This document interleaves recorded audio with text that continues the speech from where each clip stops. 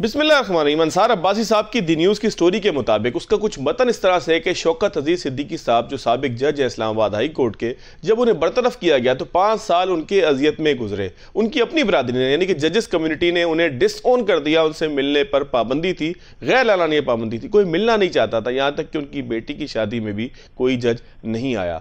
आज शौकत अजीज़ सिद्दीकी साहब के नक्शे कदम पर चल कर 6 जजेस ने ख़त लिखा है इस्लामाबाद हाई कोर्ट के चीफ जस्टिस ऑफ पाकिस्तान को, जिसमें कहा गया है कि हमारे काम में मदाखलत की जा रही थी। तमाम स्टोरी आपके सामने। स्टोरी के बाद पैदा-शुदा सूरत-ए-हाल को कुछ जायज़ा लेने की कोशिश करेंगे। अगर किसी जज के ऊपर कोई दबाव हो तो वो क्या करे, किसको रिपोर्ट करे, किस तरीके से उस दबाव से निपटा जाए, या अगर किसी जज को कोई रिश्वत की ऑफ़र हो तो उस ऑफ़र का किसको बताया जाए, किसके पास रिपोर्ट की जाए। प्रोग्राम के पहले से मेरे साथ मौजूद हैं इरफान कादिर साहब, साबिक अटॉर्नी जनरल। इरफान कादिर साहब, सर बहुत शुक्रिया आपके वक्त का। सर ये फरमाइएगा कि जजेस का 6 जजेस का ख़त एक सामने आया, आईनी और कानूनी हैसियत इसकी क्या है? क्योंकि इसके ऊपर तो बात ही नहीं हुई कि इसकी आईनी कानूनी हैसियत बनती क्या है। क्या कानून की किसी किताब में, किसी तारीख़ में इस ख़त को याद रखा जाएगा, लिखा जाएगा?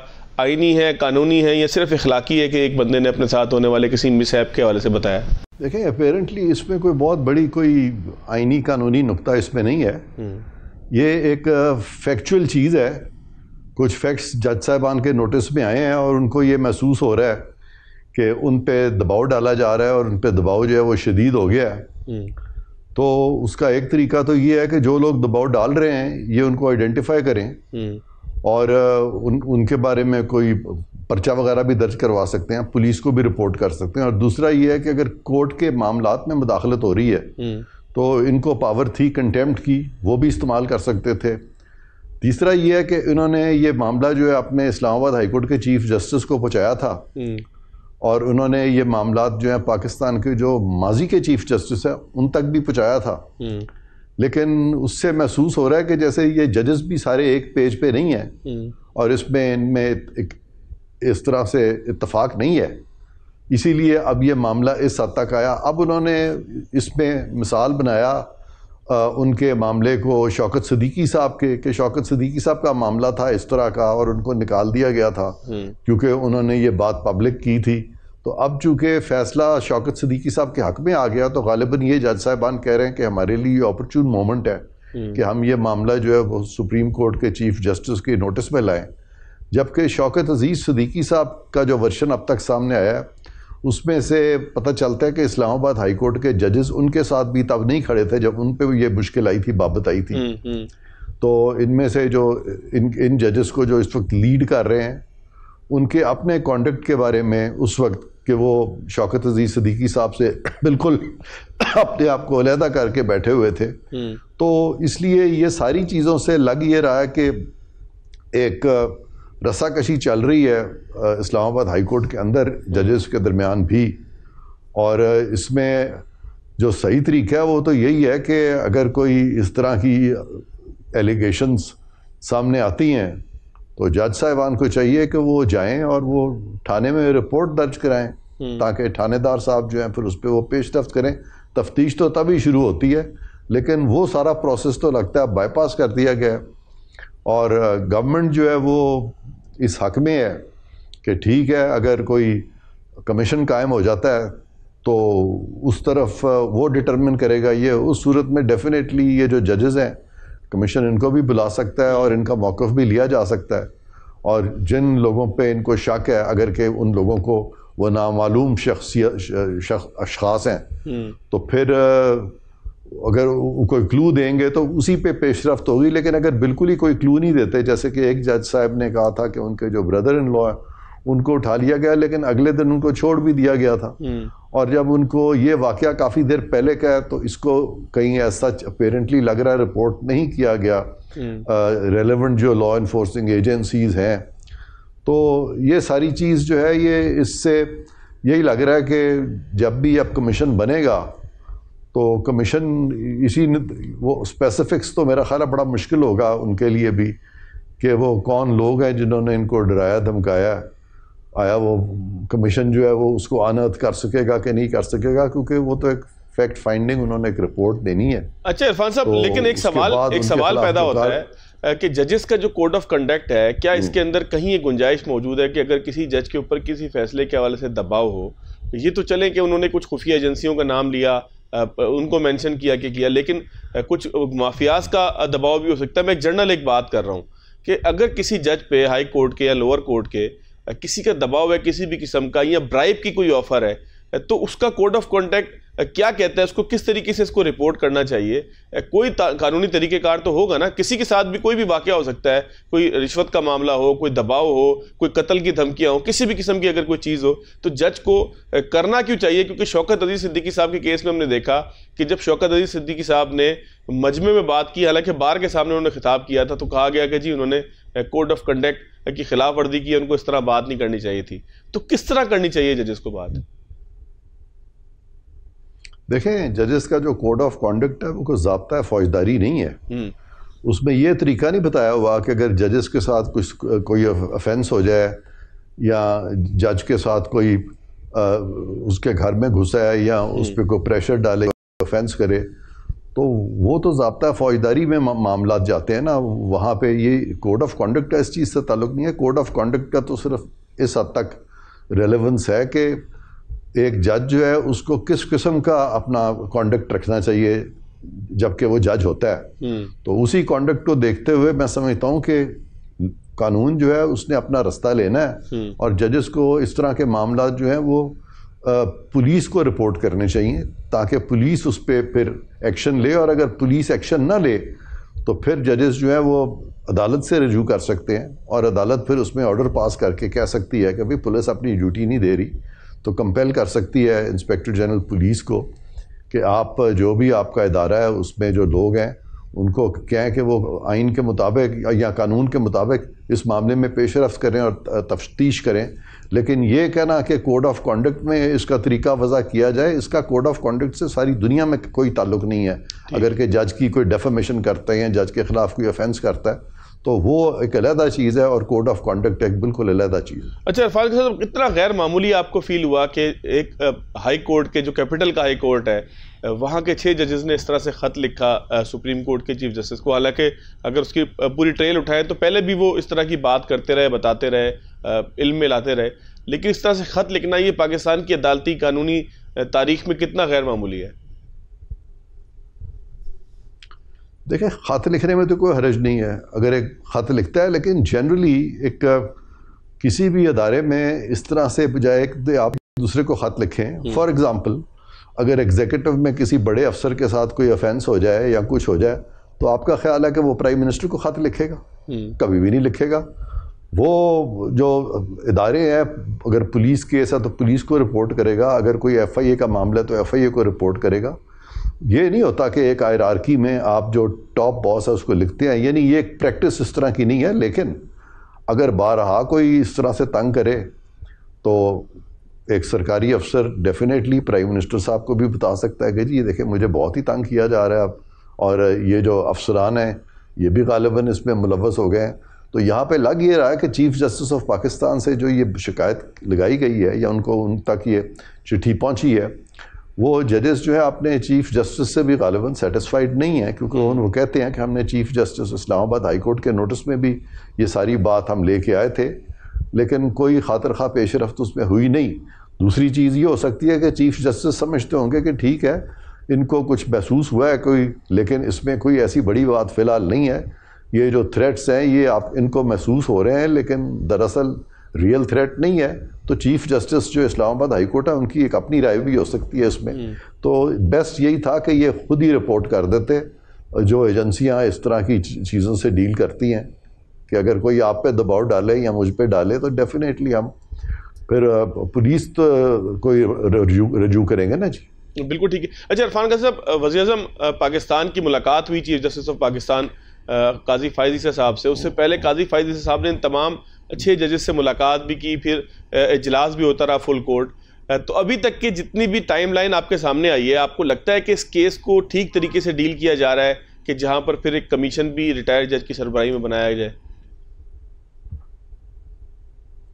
دیکھیں, اصل میں یہ ساری چیز میں ایک جو وہ کہتے ہیں نا آپٹکس, تو آپٹکس بھی ہمارے ملک میں اب بہت امپورٹنٹ ہو گئے ہیں. اور چونکہ یہاں پہ اشارہ اس طرف تھا کہ ہماری اسٹیبلشمنٹ کے لوگ جو ہیں وہ یہ چیز کر رہے ہیں، تو لہٰذا اگر اس پہ حکومت بالکل ہی خاموش تماشائی بنی رہتی یا چیف جسٹس صاحب بھی اس پہ خاموشی اختیار کرتے تو پھر اشارہ اس طرف جاتا کہ غالباً وہ بھی کوئی نرم گوشہ رکھتے ہیں ان کے لیے، اداروں کے لیے، تو یہ ایک آپٹکس کا بھی زیادہ اس میں عمل دخل ہے.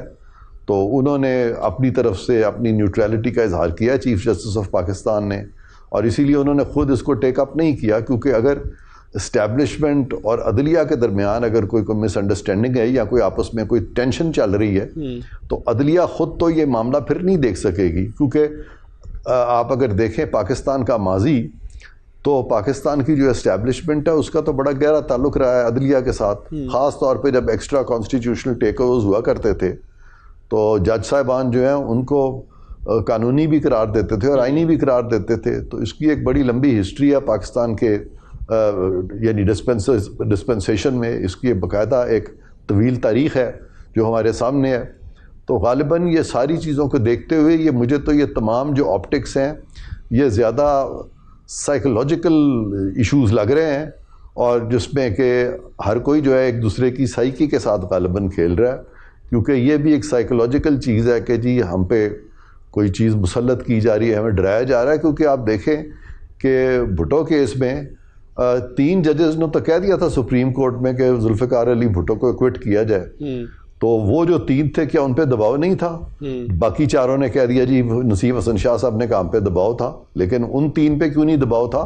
تو یہ بہت سارا دباؤ جو ہے ہمارے جج صاحبان کئی دفعہ خود بھی ماضی میں لیتے رہے ہیں. اس دفعہ میں یہ نہیں کہہ رہا کہ یہ دباؤ جو ہے ان کا وہ بالکل ہی بے معنی ہے، ہو سکتا ہے اس میں کوئی نہ کوئی منطق ہو، کوئی نہ کوئی وزن ہو، اس کو میں خارج از امکان نہیں قرار دوں گا، لیکن پھر بھی جب تک ٹھوس شواہد نہیں آئیں گے تب تک اس میں مزید پیش رفت جو ہے بڑی مشکل ہو جائے گی.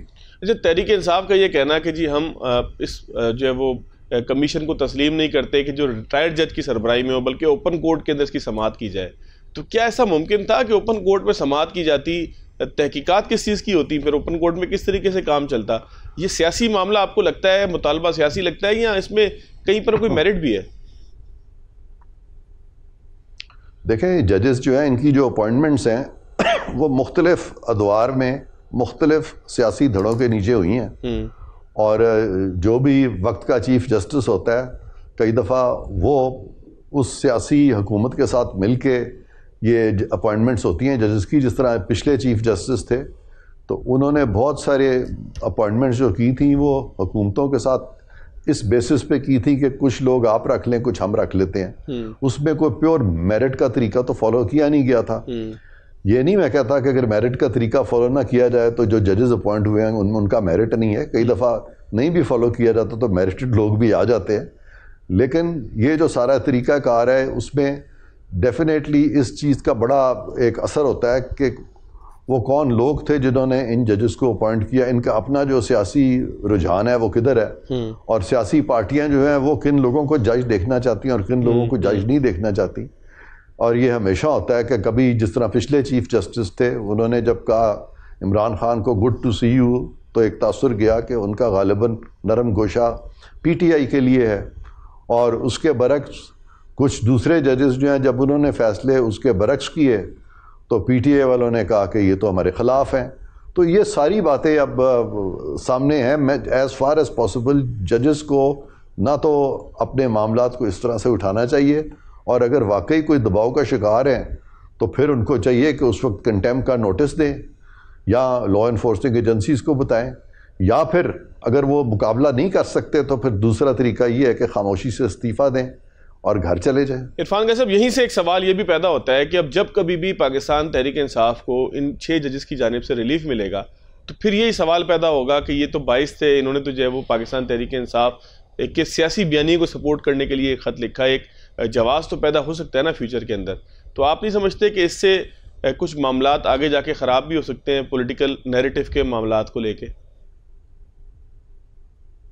میں تو ہمیشہ سے یہ کہتا رہا ہوں کہ یہ جو پولیٹیکل ایشوز ہیں اور یہ جو پولیٹیکل پرسنالٹیز جب بڑے بڑے کیسز میں انوالو ہوتے ہیں تو اس کا ایک پولیٹیکل فال آؤٹ ہوتا ہے، اور جب بھی پولیٹیکل فال آؤٹ کے کیسز جو ہیں وہ عدالتوں میں آتے ہیں تو ججز جو ہے وہ کنٹروورشل ہوتے ہیں, اور یہ ایک انفارچونیٹ پارٹ ہے. اس کے لیے میں سمجھتا ہوں کہ ہمیں جوڈیشل ریفارمز لانے پڑیں گے, اور اس طرح کے معاملات کے لیے ہمیں دنیا کے بہت سارے ممالک نے جس طرح کے کانسٹیٹیوشنل کورٹس بنائے ہوئے ہیں, ہمیں بھی غالباً وہ کانسٹیٹیوشنل کورٹ بنانا پڑے گا تاکہ موجودہ سپریم کورٹ, ہائی کورٹ جو ہے وہ جنرلٹی آف کیسز سے ڈیل کریں, اور یہ لوگ جو ہیں ان مخصوص کیسز سے ڈیل کریں جن کے پولیٹیکل ریپرکشنز ہیں.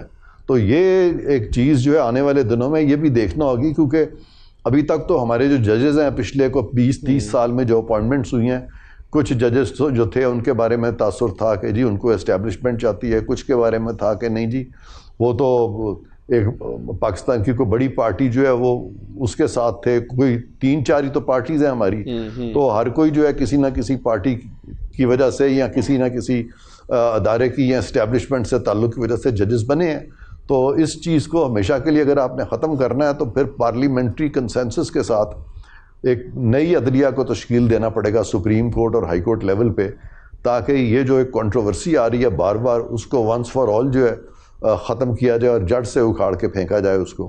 تو یہ بھی ایک آپشن ہے جو کہ پارلیمان کے ذریعے ایکسرسائز ہو سکتا ہے, لیکن یہ اسی صورت میں ہو سکتا ہے اگر سیاسی دھڑے تمام جو ہیں وہ جا کے تو اسمبلی میں بیٹھیں اور پارلیمان کو مضبوط کریں, لیکن وہ بھی چیز فی الحال ہمیں نظر نہیں آ رہی. تو کافی ایک کیوس کی سی صورت حال جو ہے بن جاتی ہے جب بھی کوئی اس قسم کا ایشو اٹھتا ہے. بہت شکریہ عرفان قادر صاحب سر آپ کے وقت کا. ناظرین آپ بریک لیں گے, بریک کے بعد آگے چلیں گے.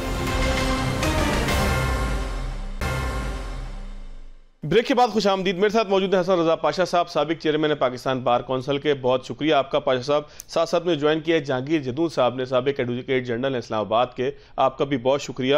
جدون صاحب میں آپ سے شروع کر لیتا ہوں. پاشا صاحب سے تھوڑی سی معذرت کہ میں نے پاشا صاحب سے جو بات کرنی ہے تھوڑی مختلف ہے, اس لیے تھوڑا سا ابتدا آپ سے لے لوں. جہانگیر صاحب کتنا بڑا کیوس کریٹ ہوا اس خط کے نتیجے میں کہ جب بہت سے کیسز ایسے ہوں کہ جو پاکستان تحریک انصاف کے حوالے سے عدالتوں میں چلنے ہوں, اور اب جب ان کیسز کی سنوائی ہوگی تو کیا دوسری جانب سے نیریٹو یہ بلڈ نہیں ہوگا کہ ان ججز نے تو کسی نہ کسی طریقے سے پاکستان تحریک انصاف کے بیانیے کے حق میں خط لکھا تھا؟ بسم اللہ الرحمن الرحیم. نہیں دیکھیں, ہم نے مختلف چینلوں میں پہلے بھی بات کی ہے کہ یہ جوڈیشری کا ایشو ہے, یہ کسی پولیٹیکل پارٹی کا ایشو نہیں ہے, اور اس ایشو کو پولیٹیسائز کرنے سے معاملات جو ہیں وہ مطلب بجائے اس سے کہ سیدھے طرح حل ہوں یا سیدھے کسی راستے کی طرف نکلے تو پھر اس میں رکاوٹیں پیدا کرنے والی بات ہے. تو اس ایشو کو کسی بھی پولیٹیکل پارٹی کو ارریسپیکٹیو آف, چاہے وہ پی ٹی آئی ہو, کوئی پاکستان پیپلز پارٹی ہو, پی ایم ایل این ہو, کوئی بھی پارٹی ہو, یہ دیکھیں نا purely rule of law, independence of judiciary اور ایکسیس ٹو جسٹس جو فنڈامنٹل رائٹ ہیں یہ ان کا ایشو ہے. اس میں کوئی کسی سیاسی جماعت جو ہے وہ عام, اس میں پورے پاکستان کے جو عوام ہے وہ سٹیک ہولڈر ہے. اب اس میں ایک دیکھیں نا, وہ کہتے ہیں جی ان کے کیسز لگے ہوئے ہیں, ہم تو چاہتے ہیں کہ ان کے کیسز جس کی بھی پارٹی کے کیسز ہوں کسی بھی کورٹ میں وہ میرٹ پہ ڈیسائیڈ ہوں, وہ میرٹ پہ ڈیسائیڈ ہو, اور ججوں کو پریشر نہیں لینا چاہیے. یہ تو اب پاکستان کی تاریخ ہے نا, 76 سالہ تاریخ ہے کہ جو بھی سیاسی مقدمہ جاتا ہے اس میں بعد میں پتہ لگ جائے جی اس میں یہ سیاسی اثر و رسوخ استعمال ہوا, یہ انٹیلیجنس کی طرف سے یا کسی اور ادارے کی طرف سے, طاقتور ادارے کی طرف سے یہ اثر و رسوخ استعمال ہوا, اور اس کا فیصلہ جو ہے وہ جو وقت کی اسٹیبلشمنٹ ہوتی ہے وہ اپنے حق میں لیتی ہے, اور بعد میں وہ فیصلہ پھر جو ہے وہ 2-4 سال کے بعد جب اسٹیبلشمنٹ کا جو سائڈ ہے وہ چینج ہوتی ہے تو وہ سسٹین نہیں کر سکتا. تو یہ پریکٹس اب پاکستان کے اندر کب تک چلے گی؟ ختم ہونی چاہیے. ہم کہتے ہیں کہ جوڈیشری کو ایز اے ادارہ انڈیپینڈنٹ کام کر دینا چاہیے, اور یہ جوڈیشری پہ اپنے پہ بھی ذمہ داری آج ہوتی ہے کہ وہ اپنے ادارے کو انڈیپینڈنٹ کریں. اب زمانہ دیکھیں تبدیل ہو چکا ہے, ہم یہ آڑ میں یہ نہیں کہہ سکتے جی پیچھے سے چلا آ رہا ہے 75-76 سال ہو گئے ہیں تو اب بھی اس طرح چلنا چاہیے. اب دیکھیں نا, اب ایک ڈیجیٹل زمانہ ہے, سوشل میڈیا کا زمانہ ہے, ہر انسان کو پتہ ہوتا ہے, ٹرانسپیرنسی زیادہ ہونی چاہیے. تو جوڈیشری کو بھی اسٹینڈ لینا چاہیے کہ جی ہماری جو بھی رول آف لا ہے, کیونکہ انہوں نے اوتھ لی ہوئی ہے, آئین کے اندر ان کا یہ فرض بنتا ہے, انہوں نے انڈر اوتھ ہے کہ وہ قانون اور آئین کے مطابق فیصلہ کریں گے, اور اپنی ذاتی پرسنل یا کسی انٹرفیئرنس کے ذریعے اس فیصلے پہ اثر انداز نہیں ہوگا. تو جہانگیر صاحب جس اسٹینڈ کی بات آپ کر رہے ہیں کہ اسٹینڈ لینا چاہیے, جس اسٹینڈ کی بات آپ کر رہے ہیں کہ اسٹینڈ لینا چاہیے, تو کیا آپ کو لگتا ہے کہ اسلام آباد ہائی کورٹ کے 6 ججز نے اسٹینڈ اب لے لیا ہے, یہ ٹھیک طریقہ تھا؟ بالکل ٹھیک دقت تھا. اگر ان کو تکلیف ہوئی ہے تو ان کو یہ لکھنا چاہیے تھا, ان کو بہت پہلے لکھنا چاہیے تھا. وہ کنٹمپٹ آف کورٹ بھی ایشو کر سکتے ہیں, ان کو وہ بھی کام کرنا چاہیے. دیکھیں آپ یہ تو نہیں ہے کہ جج کے ایک کسی آپ فیملی کو ڈسٹرب کریں, تو یہ بھی ابسٹرکشن آف جسٹس ہے. آپ کسی طرح تو اس کے فیصلوں پہ اثر انداز ہو رہے ہیں. آپ کسی اس کی ذاتی لائف کو اگر پینیٹریٹ کر رہے ہیں کسی بھی طرح سے, تو وہ ظاہر ہے آبویسلی جو وہ کیسز سن رہے ہیں, یا آپ اگر وہ اپ رائٹ فیصلے کر رہے ہیں, ڈیسیژن دے رہے ہیں رول آف لا پہ, میرٹ پہ, تو آپ ان کو ڈسٹرب کرنا چاہتے ہیں. یہ تو ابسٹرکشن آف جسٹس میں آتا ہے, یہ کنٹمپٹ آف کورٹ میں آتا ہے. اب یہ تو نہیں ہے کہ ایک جج صاحب چیمبر میں بیٹھے ہوئے ہوں, وہاں پہ آپ کیمرے لگا لیں, ان کی فون جو ہے وہ بک کریں آپ, یا ان کے گھروں کے اندر کیمرے لگا لیں, یا ان کے اور جو باقی جو دیکھیں وہ بھی ہماری طرح انسان ہے, ان کو بھی ہر تعلیم کی ان کے بچوں کو ضرورت ہے. ان کے بچے آتے جاتے ہیں کھانے پینے کے لیے, شہروں میں جاتے ہیں, بازار میں جاتے ہیں خریدنے کے لیے. وہ تو بس جب وہ کورٹ میں بیٹھتے ہیں تو وہ جج ہوتے ہیں, باقی تو معاملات ان کے عام انسان کی طرح ہی ہوتے ہیں. بالکل ٹھیک ہے. تو وہ ان کا دیکھنا, ان کی زندگی کو کسی طرح اس ڈسٹرب کرنا جو ہے, یہ بالکل جو ہے ایک اب جوڈیشری پہ اٹیک کرنے والی بات ہے, اور یہ نہیں ہونی چاہیے. جدون صاحب, میں دوبارہ آپ کی طرف آتا ہوں. ذرا پاشا صاحب, آپ سابق جج رہے ہیں, تو اگر آپ کے ساتھ اس طرح کا کوئی واقعہ پیش آتا تو آپ کیا فوجداری کسی کیس کی طرف جاتے, کسی کے اوپر کیس کرتے, عدالت کا سہارا لیتے, کنٹمپٹ کرتے, یا خط لکھنا آپ سمجھتے ہیں کہ اپروپریٹ تھا؟ آپ کا ضابطہ اخلاق کیا کہتا تھا اس حوالے سے؟ دیکھیں, یہ کیس ٹو کیس ویری کرتا ہے.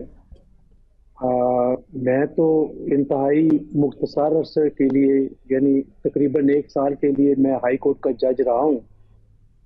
اس عرصے کے دوران تو ہمیں کسی نے اپروچ نہیں کیا, نہ کسی ساتھی جج نے, نہ کسی ایجنسی, نہ کسی حکومتی نمائندے نے.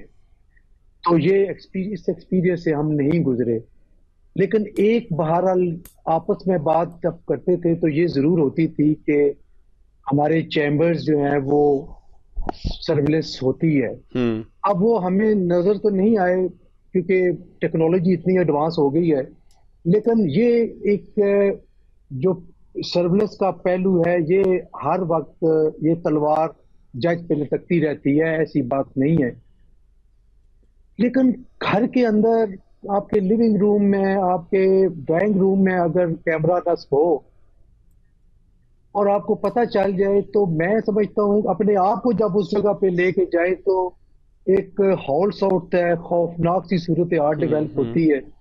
اور میں نہیں سمجھتا کہ کوئی بھی انسان, چاہے وہ جج ہو, چاہے وہ جرنیل ہو, چاہے وہ کسی اور منصب پہ فائز ہو, اس کے نالج میں جب یہ آ جائے اور تو وہ کوئی سو پائے گا آرام سے, یا اپنا جو روٹین کا ورک ہے وہ کر پائے گا. Near to impossible. یہ دباؤ والی بات اپنی جگہ پہ بڑی اہم ہے, اور اسی کو دیکھ کے ہم یہ سمجھتے ہیں کہ اس قسم کے جو دباؤ, اس قسم کے انٹرفیئرنس جو ججز کے لائف میں, پرسنل لائف میں اور آفیشیل ورک میں آتی ہے, اس کو ہم بطور ادارہ بھی کنڈیم کرتے ہیں, بطور انڈیویجول بھی کنڈیم کرتے ہیں. اور چونکہ ہم سمجھتے ہیں کہ بار اور بینچ ایک ہی انسٹیٹیوشن ہے, اور بینچ جو ہے وہ لائرز کے بغیر کمپلیٹ نہیں ہے, اور لائرز بینچ کے بغیر کمپلیٹ نہیں ہے. تو پھر اس کی جو اہمیت ہے اس سے ہم نظر چرا نہیں سکتے, اور ہم یہ سمجھتے ہیں کہ اس کی تحقیق ہونی چاہیے, اور جو کلپرٹس ہیں ان کا نشاندہی ہو اور کیفر کردار تک پہنچنے چاہیے. لیکن پاشا صاحب, سوال اب بھی اپنی جگہ موجود ہے کہ کیا کوئی ایسا میکنزم موجود ہے کہ جو ججز کو کمپلین کرنے کا کوئی راستہ فراہم کرتا ہو؟ کیونکہ ہو سکتا ہے ملٹیپل ٹائم نیچے جو جوڈیشری ہے, جو سیشن کورٹس ہیں یا جو لوور کورٹس ہیں مزید, وہاں پر بھی اس طرح کے معاملات ہوتے ہیں, تو کوئی میکنزم ایسا ڈیفائن ہونے کا وقت نہیں آ گیا؟ میں ایک عرض کروں آپ کو, یہ میکنزم آلریڈی ججز کے پاس اویلیبل ہے. ہائی کورٹ کے ججز کے پاس اتنے اختیارات ہیں کہ آپ تصور نہیں کر سکتے. انہی ججز کے پاس ملک کے مقتدر ترین شخصیت, ملک کے مقتدر ترین ادارے ان کے خلاف عام شہری کیس لے کے آتے ہیں. اور یہ نہیں ہے کہ ہر کیس خارج ہو جاتا ہے, بلکہ کئی ریٹ پٹیشنز الاؤ ہوتی ہیں, اور ہم نے اپنی نظروں میں سے دیکھا ہے, ہمارے ہاتھوں سے گزرے ہیں کہ اس کی امپلیمنٹیشن بھی ہوئی ہے. بالکل. تو یہ بات نہیں ہے. ان کو کسی اور ادارے کی طرف دیکھنے کے بجائے خود ایگزرٹ کرنا چاہیے تھا، اپنے اختیارات کو استعمال کر سکتے تھے۔ آرٹیکل 204 یہ سیکرٹری ڈیفنس کو بلا سکتے تھے، پرائم منسٹر آف پاکستان کو۔ آپ اس بات کو چھوڑے، ابھی 3 ہفتے پہلے پاکستان کے وزیر اعظم کو اسلام آباد ہائی کورٹ میں طلب کیا گیا، بالکل کیا کر سکتے، سیکرٹری ڈیفنس کو طلب کیا گیا، اور یہ میں سمجھتا ہوں کہ یہ، اور انہوں نے پیش ہو کے یہ مثال قائم کی کہ کوئی بھی اعلیٰ سے اعلیٰ ادارہ یا شخصیت عدلیہ کے سامنے کچھ بھی نہیں ہے۔ بالکل ٹھیک، وہ ڈاؤن کریں گے، باہر جاتے ہوئے بھی اندر آتے ہوئے بھی۔ بالکل ٹھیک۔ تو یہ جب آپ کسی اور کے لیے یہ اختیار استعمال کر سکتے ہیں تو آپ کو اپنے لیے بھی یہ کرنا چاہیے تھا۔ بالکل ٹھیک ہے، بالکل ٹھیک ہے۔ میں پاشا صاحب بریک ایک لیتا ہوں، بریک کے بعد آؤں گا تو جہانگیر جتون صاحب سے ایک بڑا اہم سوال پوچھنا ہے۔ شوکت عزیز صدیقی صاحب کو کیوں تنہا چھوڑا گیا تھا؟ کیا آج ججز کو اس بات کا احساس ہوگا کہ شوکت عزیز صدیقی صاحب کے ساتھ اگر کھڑے ہوا جاتا تو آج یہ صورتحال نہ ہوتی؟ بریک کے بعد۔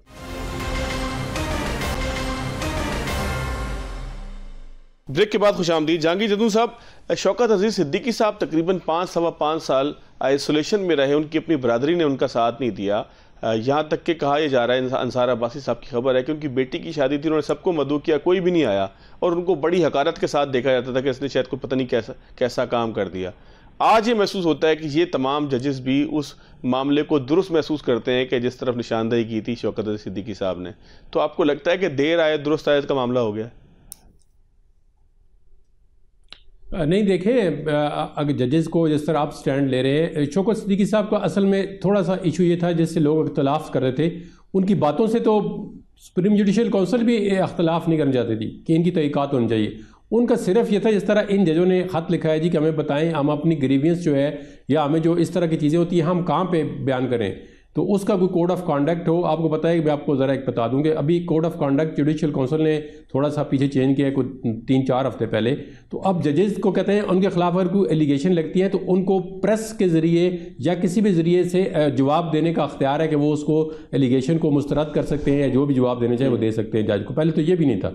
اب شوکت صدیقی صاحب کا ایشو تھا جب وہ بار میں گئے تو انہوں نے بار میں ایک اسپیچ کی، حالانکہ بار جو ہے وہ جوڈیشل فورم ہے، وہ کسی جلسے میں نہیں تھے، وہ کسی مطلب ایک گلی یا محلہ یا اسٹریٹ یا کوئی شادی پہ نہیں بات کر رہے تھے، انہوں نے ایک بار کو ایڈریس کیا۔ بار ایک انسٹیٹیوشن ہوتا ہے، اور بار اور بینچ جس طرح ابھی پائے صاحب نے کہا ہے وہ ہمارا ایک ہی گاڑی کے 2 پہیے ہوتے ہیں، اسی سے نظام چلتا ہے۔ لیکن انہوں نے کہا جی یہ اگر آپ ایک انسٹیٹیوشن کے خلاف باتیں ہو جائیے، ان کے خلاف بات کرنی تھی تو آپ کسی اور طریقے سے، انہوں نے حالانکہ کہا ہے کہ ہم نے جی چیف جسٹس کو کہا ہے، جب دیکھیں نا بندہ دیوار کے ساتھ آپ لگاتے ہیں، اس کا کوئی راستہ نہیں رہتا تو وہ آخر پھٹتا ہے بندہ، وہ کہتا ہے جی میں اس کا کیا حال ڈھونڈوں۔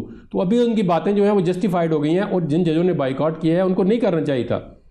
میں آپ کو ایک اور مثال دیتا ہوں شوکت صدیقی صاحب کے علاوہ، قاضی فائز عیسی صاحب کے خلاف جب ریفرنس فائل ہوا تو تمام سپریم کورٹ کے ججز ان کو بھی چھوڑ چکے تھے۔ ہم نے ان کو جو پریزیڈنٹ ہائی کورٹ بار تھا راجہ زاہد، انہوں نے ان کو بلایا اسلام آباد ہائی کورٹ کے اندر، اور کوئی رجسٹرار تک ان کو ملنے کے لیے نہیں آیا اسلام آباد ہائی کورٹ میں۔ چیف جسٹس صاحب جو بنے ہوئے ہیں سب کو، کیونکہ لوگ سمجھتے تھے کہ ان کے خلاف ریفرنس ہے یہ فارغ ہو جائیں گے، انہوں نے کہا جی جن لوگوں نے ریفرنس فائل کرایا ہے وہ چھوڑنے والے نہیں ہیں، پیچھے ہٹنے والے نہیں ہیں۔ یہ تو ایک معجزہ ہو گیا ہے کہ وہ بچ گئے ہیں۔ تو ان کے ساتھ بھی جج سٹینڈ نہیں کر رہے تھے، ان کے ساتھ بھی باروں نے سٹینڈ کیا، تمام بار ایسوسیشن نے، بار کونسلوں نے، ورنہ قاضی جو فائز عیسی صاحب ہے وہ آج تک فارغ ہو چکے ہوتے۔ تو اب شوکت صدیقی کے خلاف دیکھیں نا جوڈیشری خود استعمال ہوئی ہے، ثاقب نثار، آصف سعید کھوسا، ان نے شوکت صدیقی کو بہت جلدی میں اللیگلی ریموو کر دیا۔ اپنے ججز بردر نے، انہوں نے یہ بھی نہیں حال کیا کہ انویسٹیگیشن کر لیں کہ یار یہ الزام لگا رہے ہیں ٹھیک ہے۔ آج سے 76-75 سال دیکھیں یہ جوڈیشل ہسٹری رہی ہے کہ کسی نہ کسی طریقے سے جو بھی سیاسی کیس آتا ہے اس پہ کوئی نہ کوئی جو ہے اسٹیبلشمنٹ جو ہے وہ ضرور اس کا کچھ ہاتھ ہوتا ہے یا اس پہ انفلوئنس کرنے کی کوشش کرتی ہے۔ تو اس پہ ججز کو سٹینڈ لینا چاہیے۔ ہم وکلاء بھی ججز کے ساتھ ہوتے ہیں، ایون دیکھیں وکلاء اپنی پارٹی کو چھوڑ دیتے ہیں رول آف لا کے لیے، ان وکلاء کے لیے ان کو اپریشیٹ کرنا چاہیے جو اپنی پارٹی پالیٹکس سے ابو ہو کے رول آف لا کے لیے ججز کے ساتھ کھڑے ہو جاتے ہیں۔ بعض اوقات اپنی جماعت کے کوئی خلاف فیصلہ آتا ہے تو وہ ججز کے ساتھ کھڑے ہو جاتے ہیں، وہ کہتے ہیں کہ میرٹ پہ فیصلہ ہے اس کو آپ قبول کریں، اور جو فیئر اوپینین دینے والے وکلاء ہوتے ہیں، میں کہتا ہوں اپنی ایک بالکل لیگل مائنڈ اپلائی کرنا چاہیے. آپ کی کوئی پارٹی بھی ہے, آپ کسی پارٹی سے بھی بلانگ کرتے ہیں, تو آپ ان کو فیئر اوپینین دیں, ماننا نہ ماننا ان کا کام ہے. بالکل ٹھیک ہے. آج جو انٹرفیئرنس ہو رہی ہے, تو یہ 5 سال پہلے میاں نواز شریف کے کیس میں کیا ہوا ہے؟ نیب کا آج وہی جج تھا جس نے 14 مارچ کو ریٹائر ہوا ہے, اس نے کتنے لوگوں کو سزا دی ہے. اور میں آج بھی کہہ رہا ہوں کہ وہ سزائیں جتنے بھی لوگوں کو سے دی ہیں وہ انڈر پریشر دی ہیں, کسی کے کہنے پہ دی ہیں, اور وہ سزائیں آگے پھر سسٹین نہیں کر سکی. بالکل ٹھیک ہے. پاشا صاحب, جس طرح جدون صاحب یہ کہہ رہے ہیں کہ ججز کو سٹینڈ لینا چاہیے, اور سٹینڈ لینے کے ساتھ ساتھ اپنے ساتھیوں کے ساتھ بھی کھڑا ہونا چاہیے. فائز عیسیٰ صاحب کا بھی ہمارے سامنے کیس ہے کہ جس میں بالکل درست بات ہے کہ یہ محسوس ہوا کہ بالکل فارغ ہو جائیں گے, معجزہ ہی ہوا کہ وہ بچ گئے. تو اب 6 ججز ایک ساتھ اکٹھے ہوئے ہیں, تو پھر یہ غیر معمولی تو ہوا نا پاشا صاحب؟ بالکل, اس میں کوئی شک نہیں, انپریسیڈنٹڈ ہے یہ لیٹر, ان کا اکٹھا ہو کے ایک بات کرنی, کنسنٹ سے ڈیولپ ہونا آپس میں, اور جو نشاندہی کی گئی ہے اس پہ بھی ہم سمجھتے ہیں کہ اس کی تحقیقات ہونی چاہیے اور الٹیمیٹ رزلٹ اس کا آنا چاہیے. اب صرف ایک چیز جس پہ مجھے جو ہے وہ اپریہنشن ہے اور میں اس پہ بڑا کنسرن بھی شو کر رہا ہوں, وہ یہ ہے کہ اس معاملے کو پولیٹیسائز نہیں کرنا چاہیے. کوئی بھی پولیٹیکل پارٹی, جیسے کہ جدون صاحب نے فرمایا, میں بالکل ان کی بات کو تائید کرتا ہوں کہ کسی پولیٹیکل پارٹی کو ان کی اس خط پہ کوئی بیانیہ بلڈ نہیں کرنا چاہیے. اور جب یہ پولیٹیسائز کام ہو جائے گا تو پھر ان معزز جج صاحبان جو 6 عدد ہیں, ان کی جو یہ کاوش ہے وہ رائے گاہ چلی جائے گی, اس کی گریوٹی جو ہے اس میں وہ فورس نہیں دے گی, تو پھر پرابلم ہو جائے گا. لہٰذا بار کونسلز, بار ایسوسیشنز متفقہ طور پہ اس بات کی وہ بار بار اعادہ کر رہے ہیں کہ تحقیقات ہونی چاہیے, نمبر 1, اور جو کچھ انہوں نے کہا ہے اس کو کنڈیم کر رہے ہیں. تو اس کے لیے آپ یقین کر لیں کسی بھی بار ایسوسیشن نے, کسی بھی بار کونسل نے ابھی تک اجتماعی طور پہ کوئی میٹنگ نہیں کی. ہم پاکستان بار کونسل نے, ہم نے 5 اپریل کو اجلاس بلایا ہوا ہے 1 پوائنٹ ایجنڈا پہ اسی خط کے تناظر میں, تو پھر ہم لایا عمل دیں گے کہ آگے کیا کرنا ہے. لیکن کہنے کا مقصد یہ ہے کہ اس کو جب ہم پولیٹیسائز کریں گے, ایک پارٹی کوئی پشاور میں ایک جلسہ کرنے جا رہی تھی صرف اپنے قائد کی رہائی کے لیے, اب اس کے 2 ایجنڈا ہو گئے ہیں جی کہ پہلے ان جوڈیشری کے ساتھ اور پھر یہ, تو پھر معاملات بگڑ جائیں گے اور یہ انتشار کی طرف جائے گا. تو اس کو اگر ایز اٹ از رہنا دیا جائے, میری ان سے بھی ریکویسٹ ہے, ان میں بھی میرے بھائی ہیں, گور علی خان ہمارے بہت اچھے دوست ہیں, بھائی ہیں, آل آف بہت ساری ریسپیکٹ ہے ان کے لیے, لیکن یہ چیزیں سامنے ان کو مد نظر رکھنی چاہیے, اس معاملے کو اس کو انڈو نہیں کرنا چاہیے. ویسے اگر دیکھا جائے تو ایک اور بڑی امپارٹنٹ بات جس کو ابھی تک کسی نے ہائی لائٹ نہیں کیا, کہ جو اعلامیہ سپریم کورٹ آف پاکستان نے رات کو کل شام کو جاری کیا, اس میں ایک پیراگراف بڑا اہم ہے کہ انہوں نے chief executive of the country, prime minister of Pakistan سے یہ بھی بات کی اور اس کا اعادہ کیا کہ جو فیض آباد دھرنا کیس کی ججمنٹ ہے 2019 پیج 398, اس کا پیراگراف نمبر 53, اس کی implementation in letter and spirit کی جائے. تو اس میں ایجنسیز کے کردار کی بھی بات ہے, اس میں پولیٹیکل پارٹیز کے بھی کردار کی بات ہے, اس میں حکومت کی بھی ہے, عدلیہ کی بھی ہے, اور وہ ایک ایسی دستاویز بن گیا ہے. صرف وہی پیراگراف اگر لے لیں تو میں سمجھتا ہوں کہ کسی اور چیز کی ضرورت ہی نہیں ہے. اس پہ اب صرف دیانتداری کے ساتھ امپلیمنٹیشن کرنی چاہیے, اور اگر امپلیمنٹیشن ہو جاتی ہے تو یہ سارے مسائل حل ہو سکتے ہیں. بالکل ٹھیک ہے. پاشا صاحب آپ کا بھی بہت شکریہ. جہانگیر جدون صاحب سر آپ کا بھی شکریہ. وقت یہاں پر ختم ہوتا ہے. آج کے پروگرام سے اتنا ہی. یاد دیجیے گا. اللہ حافظ.